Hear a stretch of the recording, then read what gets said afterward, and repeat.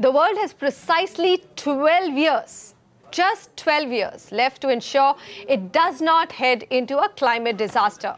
That was a finding of an Intergovernmental Panel on Climate Change, or IPCC report 2018.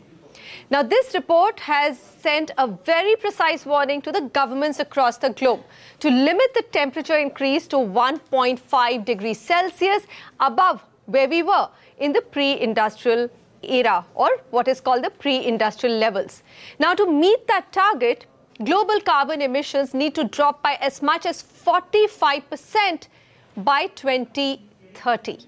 Instead, what's happening right now? They're actually going up. It is the world's need for energy to run everything from factories to cars that is the cause of this climate pain. It is also a fact that after years of talks, no country has been able to de-link its growth from the CO2 or carbon emissions. No country has even demonstrated how to build a low-carbon economy. No country has been able to reinvent its pathway to growth without fossil fuel just yet. So imagine the challenge in front of the 200-odd nations which met in Poland, Katowice, and concluded the UN climate change meet known as COP24. Today on Urban Reality, we try and simplify what was achieved at this meeting and also understand the significance of it for a developing country like ours. What will India's responsibility and role be in making sure that that goal of 1.5 degrees Celsius is achieved and is non-negotiable? Joining me on the conversation are Dr. N.H. Ravindranath, climate scientist from Indian Institute of Science, Bangalore. Also with us here in the Delhi studio, Mr. Chandra Bhushan. He's the Deputy Director General of CSE. From Mumbai, we are joined by Anirban Ghosh. He's the Chief Sustainability Officer of Mahindra Group.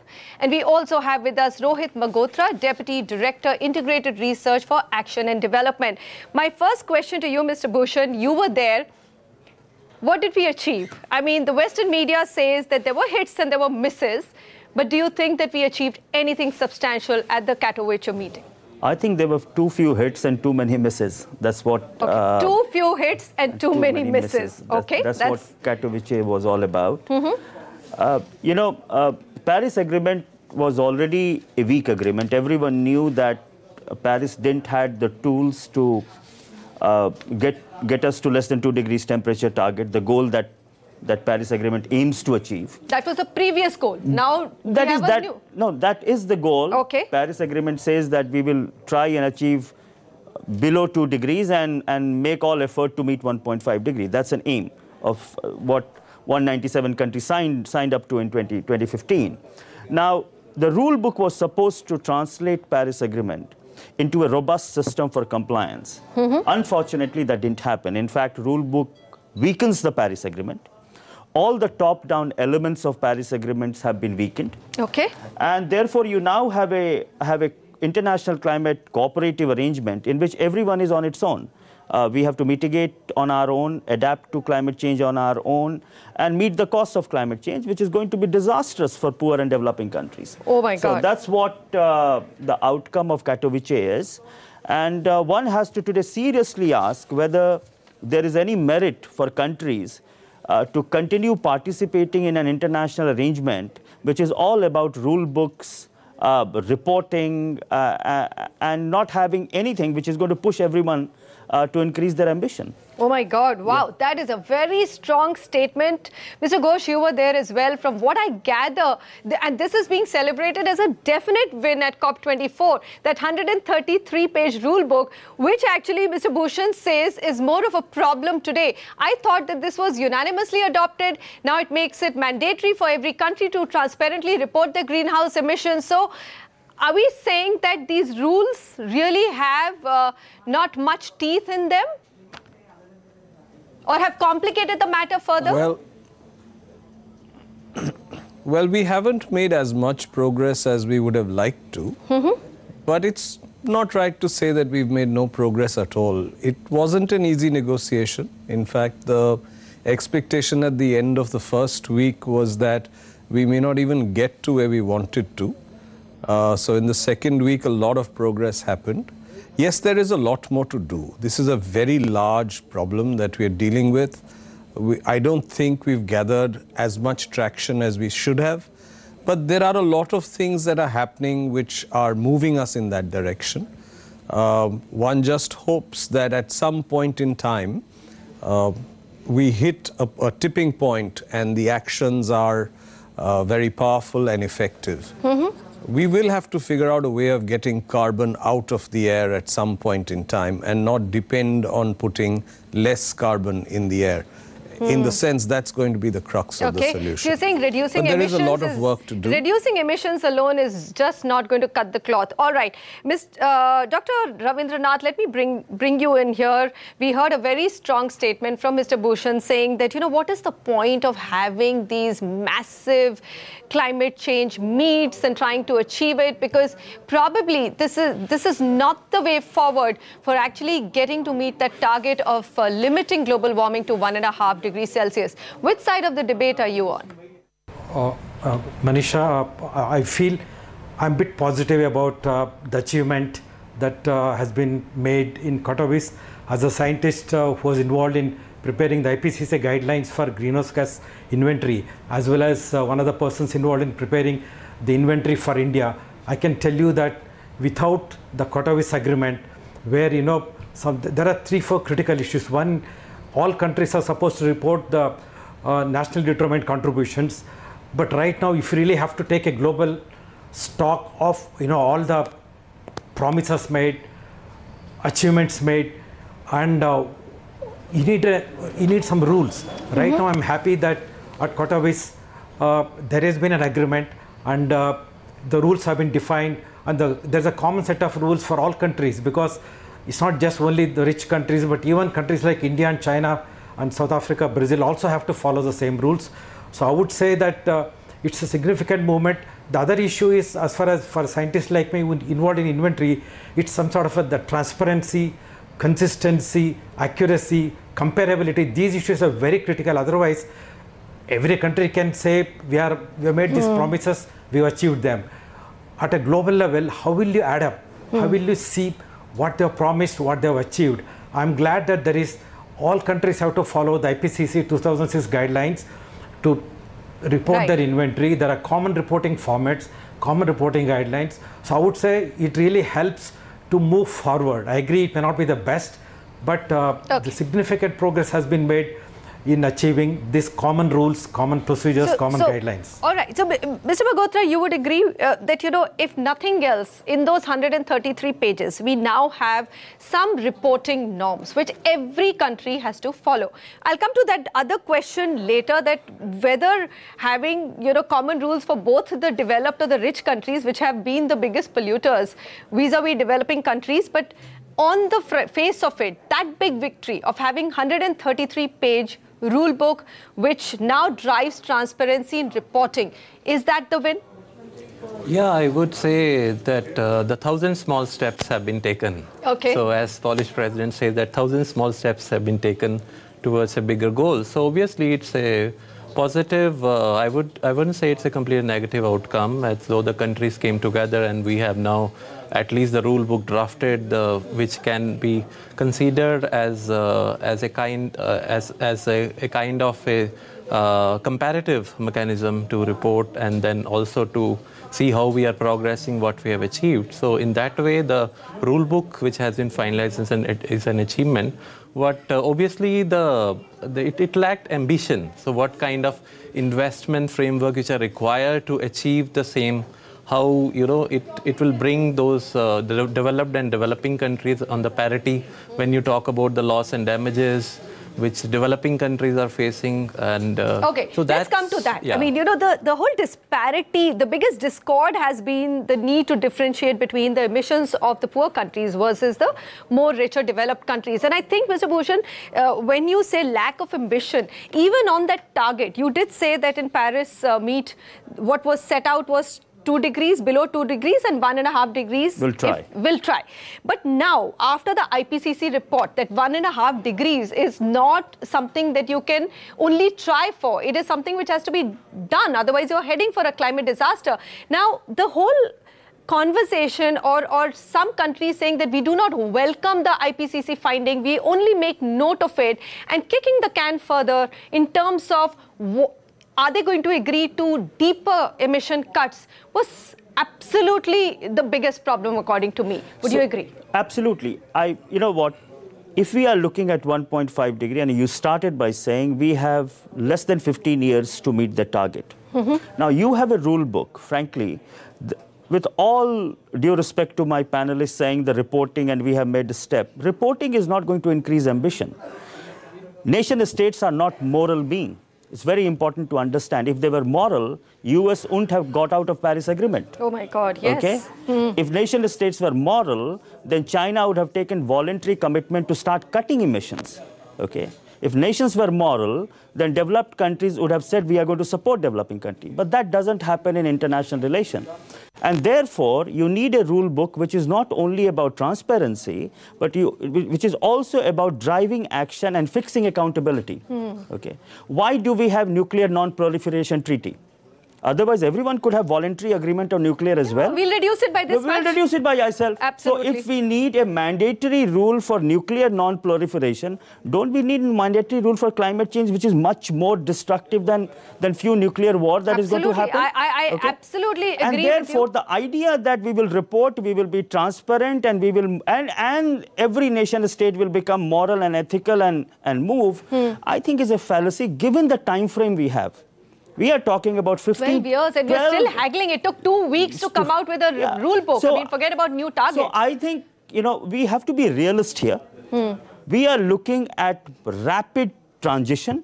And that rapid transition will not happen just because we are opening our books and saying, I am emitting so much and I am emitting so much. And I'm going to report every 2 years. All right. Okay.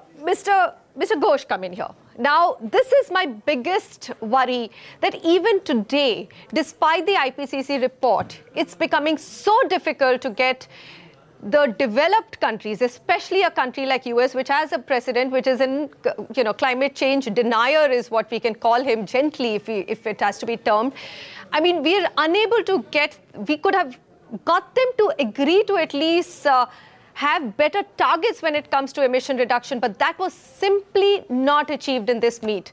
And we've, kicked it to the next year. I mean, what's the guarantee next year people are going to commit to it? It's a good question. There are a lot of barriers along the way, the federal government in the United States being one. The thing is, in this COP, it wasn't a goal to increase targets. That's the goal which we have for COP26. So we are kind of leading up to COP26, where governments are expected to ratchet up their ambitions. So that's why in this particular COP, nobody went in, increased ambitions, though I do hear that Canada and India were open to talking about increase of ambition when the time comes. What's important to understand is that if we want to look at what hasn't happened, we will continue to do that over the next 10 or 15 years, because we will at all times need to step up ambition and step up action, at least for the next 10 or 15 years, when we start making significant impact on the journey that we are on. Till then, it is important to look at what are the good things that are being done and how we are getting traction. Okay. And we're actually fortunate to be in a country which is on its way to achieving the goals that it has said it will achieve in Paris. We are one of a very few set of countries. So there must be something good going on. And I just think that we are lucky that even if we don't say that we are ratcheting up our ambition, but we are, from an action perspective, we are actually doing a lot of things. I must mention the United States. Yes, the federal government is a dampener on things, but there is so much happening within that country that in September absolutely. at the There are Global states, Climate Action Summit. there are a lot of states which have decided that, they are not non-believers and they are going to do their bit in reducing carbon emissions. I'm going to come back. The biggest discord has always been the need to differentiate between the emissions of the poor countries and that of the rich. From what has happened, I mean, you can't actually equate luxury living to somebody who's eking out a basic living. Now, when we come back, what was achieved in COP24? Because industrialized nations were not only supposed to reduce emissions far more drastically, they were also supposed to finance the developing countries on their efforts to reduce emissions. To tackle climate change, one requires global cooperation on three fronts. First, nations have to demand carbon reduction targets from their own societies. Countries also have to be held accountable for meeting these targets through surveillance mechanisms and, of course, reporting mechanisms, which we've discussed right before the break. And third, rich countries need to provide cash for poorer ones to transition to carbon-free future. Today on Urban Reality, we're delving into the outcomes, hits and misses of COP24 or the UN meet on climate change, which concluded recently. All right, I'm going to go to Bangalore to our guest, Dr. Ravindranath from IISc. Dr. Ravindranath, are you comfortable with just the mechanism which has been set now? The rule book has spelled out, I believe, what kinds of financial flows can be classified as climate finance, because earlier developed countries have been dodging this quite a bit, and you will have to agree on that. Yeah, no, I agree with you. What developing countries want is new additional finance. But right now, there is flexibility for rich countries to report what they want, grants, money given to World Bank, loans, everything could be, clubbed under climate finance. I agree, it's not a good thing. Hopefully by 2020, there'll be more, guidelines on how to really prove what's new, what's traditional. Because what's going on right now cannot be considered as, climate finance. But Manisha, the other issue, you have not talked about is adaptation. See, for developing countries, we know that we'll not be achieving the target of holding the warming at 1.5 degree or 2 degree. That means we in India, the biggest challenge for us is how to help hundreds of millions of farmers, fishermen, forest dwellers, mountain communities. I think that's the biggest challenge. We have to internally plan, for adaptation and, understand the impacts of climate change, reduce the vulnerability, build resilience. That's something which is within the control of our own national government and state governments. I think that's another very important component of, Paris Agreement we should really discuss and worry about. Okay. Mr. Bagotra, would you agree? It's a very important point, and I'm glad Dr. Ravindranath has moved the conversation to that. What happens to the most vulnerable in the poorer or developing countries like India? I mean, even if we cross 1.5, or even if we are able to keep it at 1.5 degrees Celsius, they're still going to be threatened of their livelihood. Yeah, so no, even if we look at the trends which in the last decade, so the number of hazards which have happened in the country, so that has increasingly an indicator of how we are suffering at the moment. Just look at the floods in Kerala. So it cost like 3,000 crores to the economy, more than 3,000 crores. If you look at the Srinagar floods in 2014, so again, we lost billions in terms of losses to the economy. And you look at so several it's not enough to say. Yeah. That brings me to the other question. Yes. It's not enough to say that, all right, so we have a growth rate of 8%, but, we've accomplished this with not more than 3.7% increase in energy use. And the fact that we are going to meet our Paris climate agreement targets, it's just not enough at a national level. It's definitely not enough in terms of, even if the financing is the key which is required to mitigate and adapt to these situations. So you're saying developed countries have to pay. Would you agree, Mr. Bhushan? Is that the crux of the problem?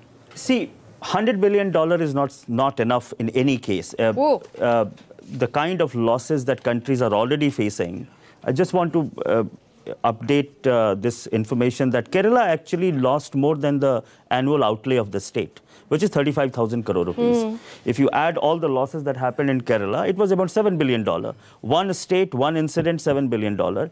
So the kind of losses that is happening is actually in trillions of dollars. And $100 billion is a small amount of money. And it's a cooperative framework. $100 billion is not going to be enough. it is expected, and we all should expect developed countries to be honest about giving that money. As Ravi said, it should be new and additional, and it should not be concessional, non-concessional loan and everything else. And all kinds of things are passed off as grants in lieu of climate change. Okay. Yes, so I don't think that's an honest way of dealing with a global cooperative mechanism. But I want to come to the point of that India is meeting its target and every other country is meeting its target. In 2015, every country gave the common minimum denominator. Okay, India knew very well that by 2030 it will meet 60% target, whereas it gave 30 to 35%. US gave the common minimum denominator. So if this argument is that we are already doing better than what we promised, frankly, we promised too little. Yeah. Okay. So again, it comes to what ambitions do we have? I mean, what are we? Unless and until we are able to drive ambition, unless until we have a mechanism to drive that ambition, the only silver lining that I see is that technology is reaching a tipping point, which is going to allow markets to take over and start reducing emission. Yeah. I think that it will be actually beneficial to move from fossil fuel to renewables. Yeah, that tipping point has come in renewable energy, maybe very soon in battery technology and electric vehicles, and in some industrial sector, which is the saving grace. Otherwise, depending on governments and squabbling that they do at international, and they have done it for 30 years, I don't have any confidence that is going to drive the action forward. All right, final question. This transition from coal to renewables. Now, there are probably, like you mentioned, the poorest states in India are dependent on that coal economy. How do you also make sure that their vulnerability does not increase? I think this transition has to be just. As you know, that the coal deposit in India is in the poorest part of India, and all the renewables are coming in richest part of India. So when you start reducing coal and increasing renewable, this transition has to make sure that the poor doesn't become poorer. Okay. So there are going to be winners and losers in this transition, and we have to be deliberate about this transition. We must have alternate economic growth plan for poorest part of India when we start moving away from coal. All right, Mr. Ghosh, you heard the conversation so far. This transition is going to be painful. Of course, it's going to be painful for everybody. How do we make sure that the poorest and the most vulnerable don't get down or don't get pushed to even, further down the ladder, I can say? You know, the big problem that we are talking about is, do we all die together, or do some people die and others don't? And the solution to the problem is all known to us, and we can at best do whatever we know is possible. The good thing is that economics is gradually helping us, and technological solutions are becoming affordable. I understand the problem of the poorer people getting hit more. But I think as we plan out the solutions, we must do as much as we can to prevent that from happening. But we must not lose sight of the problem we are trying to solve, because that will affect everybody. All right, so you're saying don't worry about who's going to get affected more, because right now we all have to worry about the problem. I don't agree with that. Okay, you don't agree with that. I always feel in every case the poorer are more vulnerable, and it's the responsibility of every citizen to protect them or keep their interests first. But anyway, a debate is always meant to be of differing viewpoints. Dr. Ravindranath, thank you very much, sir, for joining us. Mr. Chandra Bhushan, Mr. Anirban Ghosh, and Rohit Magotra. Gentlemen, thank you so much. I think all eyes are now on next deadline, which is 2020, when countries have to come together and demonstrate that they can get ambitious and they can set new, much tougher targets for reduction of global warming. Now, if there's one plea which should make the world sit up, bury all the differences, and shut up on anybody who says that he's a climate change denier, is this plea from a 12-year young Swedish climate activist, Greta Thunberg, and we leave you with her very impactful speech made at COP24. Goodbye. You only talk about moving forward with the same bad ideas that got us into this mess, even when the only sensible thing to do is pull the emergency brake. You are not mature enough to tell it like it is. Even that burden you leave to us children. But I don't care about being popular. I care about climate justice and a living planet.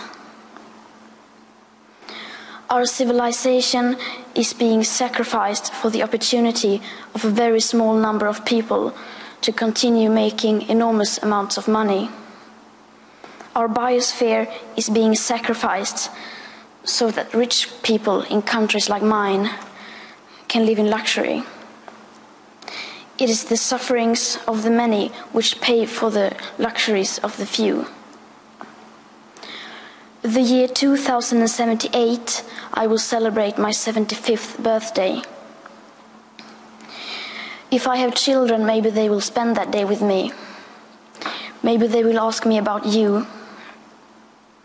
Maybe they will ask why you didn't do anything while there still was time to act. You say you love your children above all else, and yet you are stealing their future in front of their very eyes.